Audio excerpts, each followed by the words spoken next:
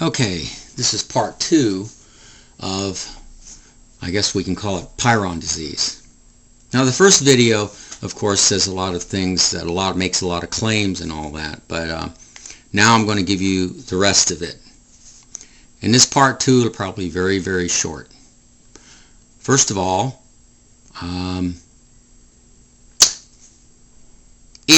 have you noticed that there is no talk anymore on the media about PRION disease or mad cow disease? I mean, it isn't just PRION disease and mad cow disease. I mean, I can open the book back up and share a little of it with you.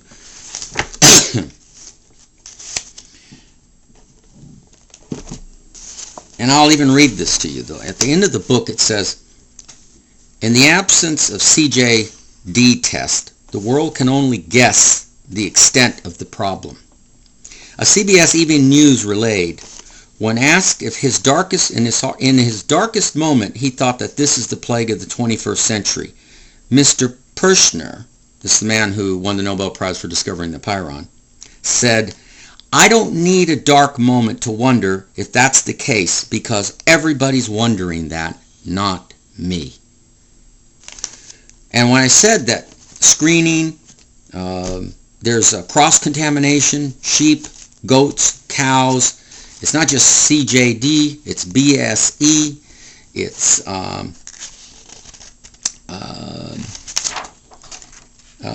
Alzheimer's. 15% of people that were opened up that has Alzheimer's had prions in their brains. You won't see that on the evening news.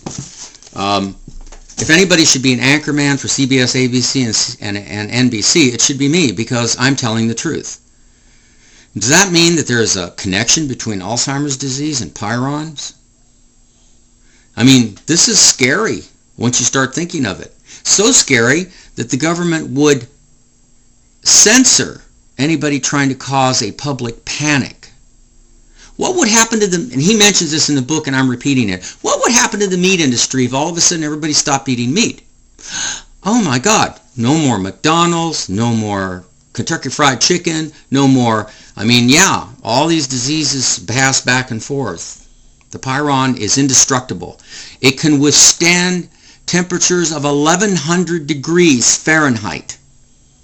Am I getting through to you people in this part 2? Are you pissing in your pants yet? Or pissing in your panties yet? This isn't about being man or woman and being an instinctual ape creature who procreates with other ape creatures and gets it on and you know, then you worry about herpes and you worry about HIV and you worry about bird flu and swine flu. Hey, that ain't nothing compared to what's coming. And I can't believe that you people are stupid enough to fall for it. You should be protesting against ABC, CBS, and NBC just to ask, why don't we hear about PRION disease every day, a news article every day? Why every day?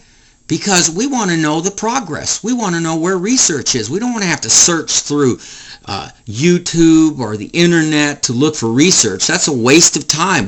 That's what the news media is supposed to do. They're supposed to report the truth to you. They were reporting it back in the late 80s when the PRION disease was just rampant everywhere, when 100 people died in Britain. Now it's quiet. Oh, it's quiet again. Thank God. The cattle barons can continue to make billions of dollars on their meat. And while some of them still feed dead cows to themselves, while some of them still have there's still feed out there where they feed it to chickens and cows, probably in South American countries and Mexico and third world countries. Hey man, you're talking about something that's really, really dangerous.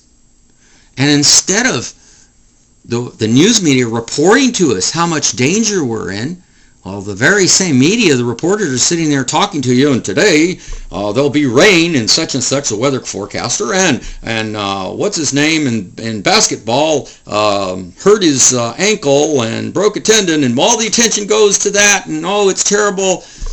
Oh, I broke a nail at the exercise studio, and all the guys come over and say, oh, what's wrong, baby?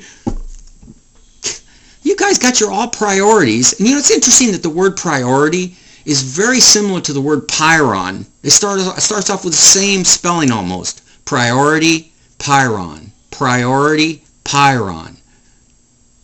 Have any of you who are walking around even began to notice that you forget? It isn't just long-term or short-term memory problems you may be having. It's also may be a contributing factor that's being added to that by the prion. There isn't enough research in neurology to find out if that's true. It would take decades to find that out. So, financially speaking, what happened to China when that bird flu broke? Everyone was wearing a mask, blah, blah, blah, but nobody's thinking about what you're eating. The guy mentions in there, even vegetarians like me are not immune to this. Cosmetics, hospital tools. Like I said, the prion can withstand these high temperatures, so sterilizing something won't necessarily work. If you cut a piece of meat with a knife, and you leave it there for your vegetarian friend to cut a piece of fruit, or your kid, and the kid uses the same knife, guess what? They get the prion in their system too. So it goes back to the Old Testament. The Old Testament, God supposedly told the Jewish people, oh, you can't eat the meat with the blood, and so on, and it was what they call an Orthodox Hebrew.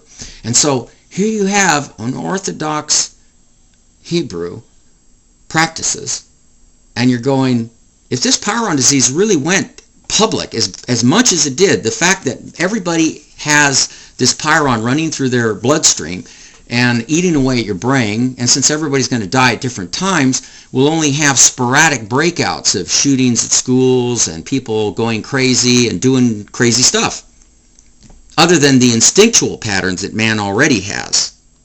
We've got a contributor now. So once you put this all together, what do you end up with? You end up with looking at Caesar going, he's right.